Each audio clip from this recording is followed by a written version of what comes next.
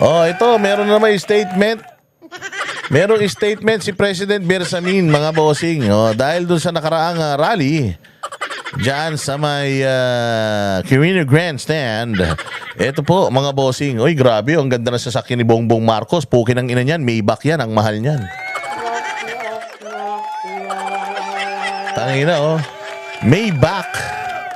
Saan ka naman, pucha yan? Ganyang kagarbo ang presidente, pero tanga naman. Ang ganda nga ng kotse mo. Ay, yaman-yaman mo nga. Inutil ka naman.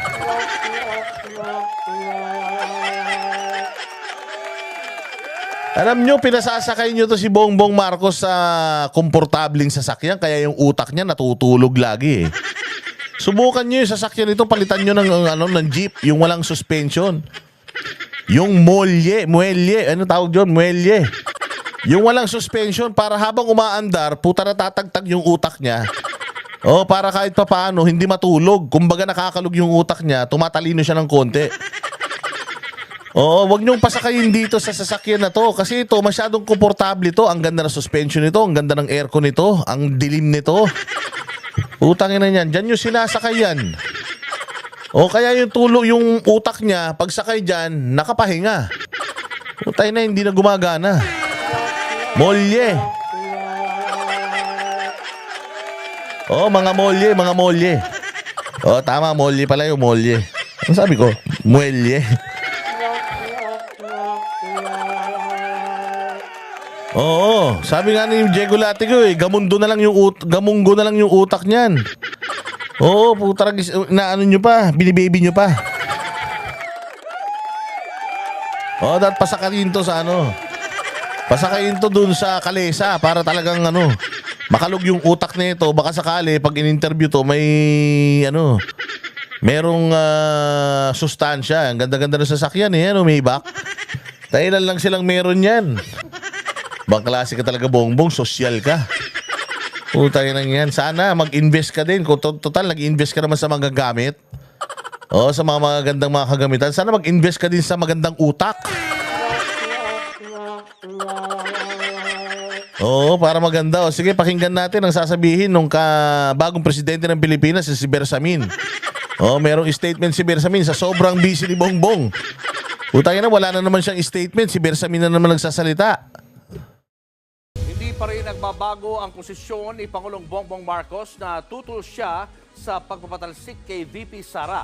Pero desidido ang ilang kongresista na isulong ang impeachment. Nasa frontline ng balitang yan, si Marian Enriquez. Kasunod ng malawakang peace rally kahapon ng Iglesia ni Cristo bilang suporta sa sinabi ni Pangulong Bongbong Marcos na aksaya lang sa oras ang impeachment laban kay Vice President Sara Duterte. Muling iginit ni Ang putang ina yung presidente, oh. Uy, Bongbong, putang ina, yan na lang ang ginagawa mo sa Pilipinas. Sumagot ng mga tanong, hindi mo pa magawa. Ang tanda na ni Bersamin, pagpahingahin mo na yung tao.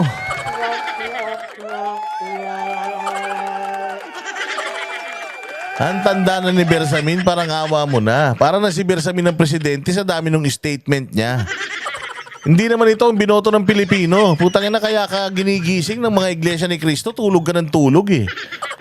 Ano ba naman to, Bongbong? Hindi mo naman spokesperson to. Executive Secretary to. Nakita niyo ba si Mijal Dea dati na ganito kay Epal? Walang hiya naman talaga. Magano ka talaga ka, Bongbong, ng spokesperson mo, hindi yung executive secretary mo. Nagtitipid ka sa bayad eh.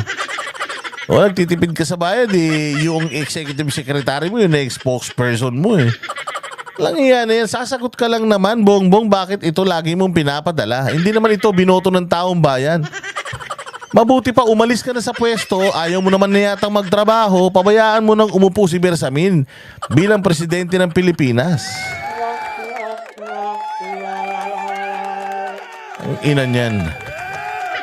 Saan ka makakita ng presidenteng ganyan? Hindi available, wala naman lakad. Putang ina, laging busy, wala naman nagagawa. Ang laki-laki ng budget, wala namang infrastructure project.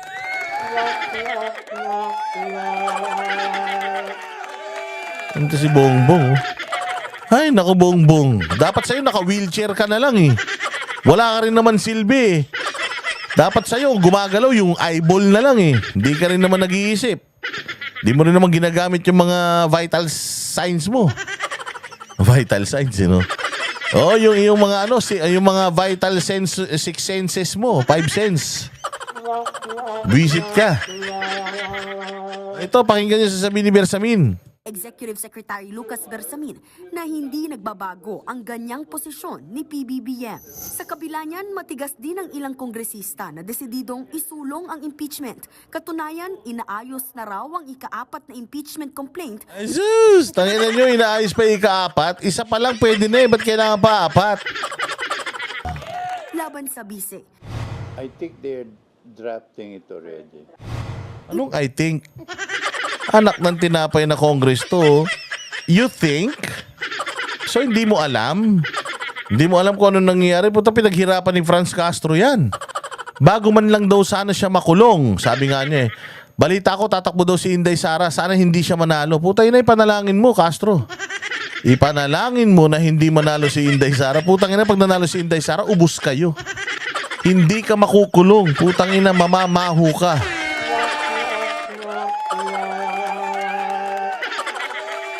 Oo. Iano ka, ililibing ka ng buhay ni BP Sara, antayin mo. Kasama yan si ano, yung magaling mag-TikTok na baklang si pangalan nun. Oo, si Kabataan.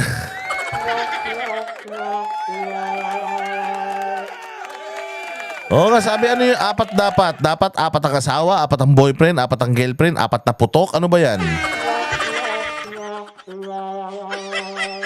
Inaasahan daw na ito ang resolution na may 1/3 na boto ng mga kongresista.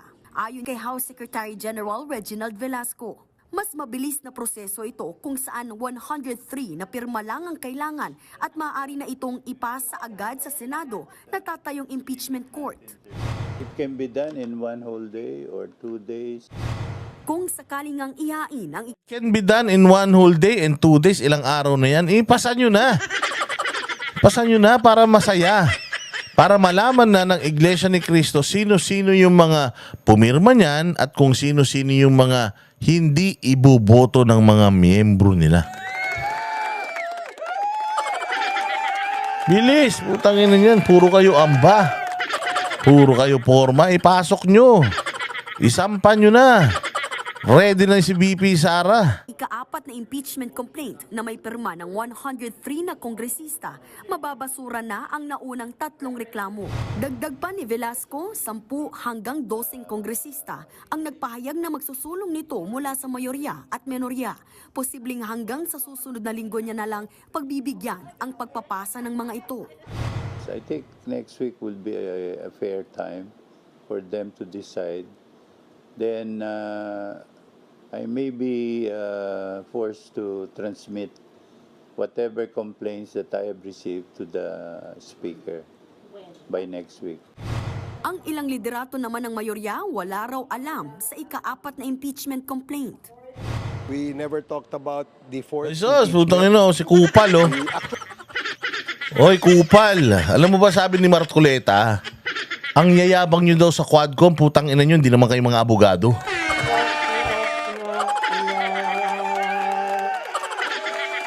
Puro daw kayo foreman, hindi naman daw kayo abogado. Kung makayabang kayo, para kayo mga piskal, para daw kayo mga huwes. Wala naman daw ni isa sa inyo mga abogado. Puro naman daw kayo mga tulongges. Nakakahiya ka. Ano, barbers? Actually haven't talked about the impeachment complaints yet, no? I have to read it first. Putang ina, oh. Bigla silang umiiwas, oh. Putang tong mga to, oh. Di ba ang tatapang nyo nun? Di ba gusto nyong i-impeach si BP? Putang ina, ng yabang nyo dati. Hinamon na kayo ng drug test hanggang ngayon. Di pa kayo nagpapadrug test, mga animal kayo. Di ba ikaw ang nagsabi nun na sumumpa muna si Inday Sara? Bago siya manghamon-hamon ng drug test. Ayan na, sumumpa na, nagpa-drug test ka na ba? Anak ng tinapay ito si Bonjing, oh. Hoy, Bonjing. Ang tapang-tapang mo nun, di ba? Gusto mo i-impeach? Oh. Ano, natatakot ka bang hindi ka iboto ng mga iglesia dyan sa La Union? Tingnan nyo, kala nyo, pag-aari nyo Pilipinas kasi. Kung mayroon mang ganun. As a part of the majority, wala pa naman po. Hindi naman natitinag ang Makabayan Block kahit Hindi nababagat matitinag yan. Kakapal ng mukha niyan eh.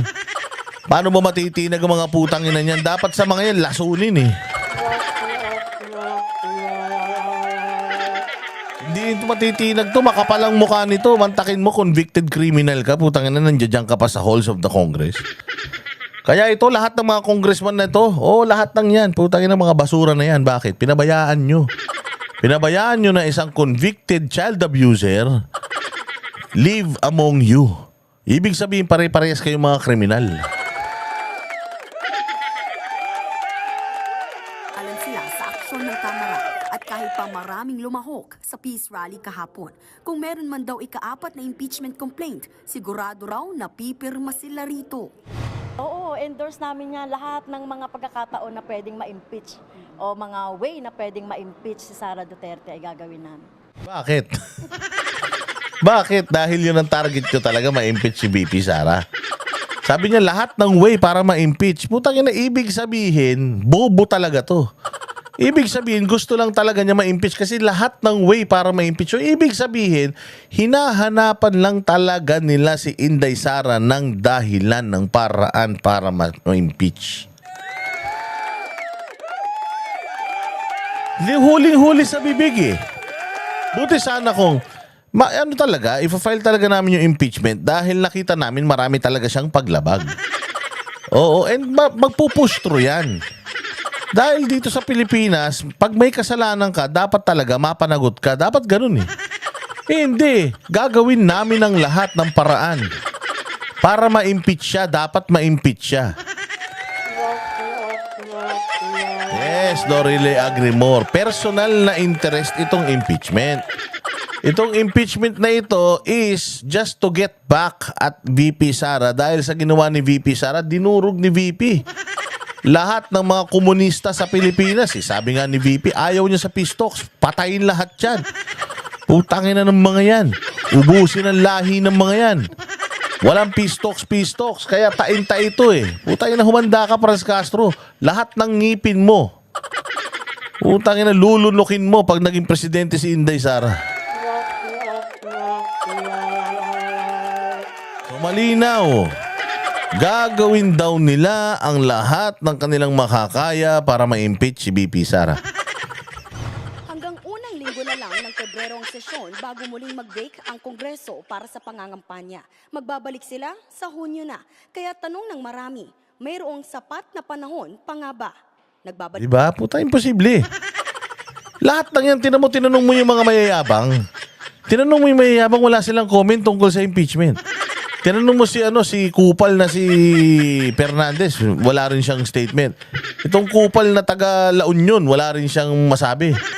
Lahat sila walang masabi. Bakit? Kasi nga ready na silang mangampanya. Kaya anong pinagsasabi nito nila Franz Castro? Nagagawin nyo lahat para ma-impeach si Inday Sara. Putang ina, hindi nyo kaya.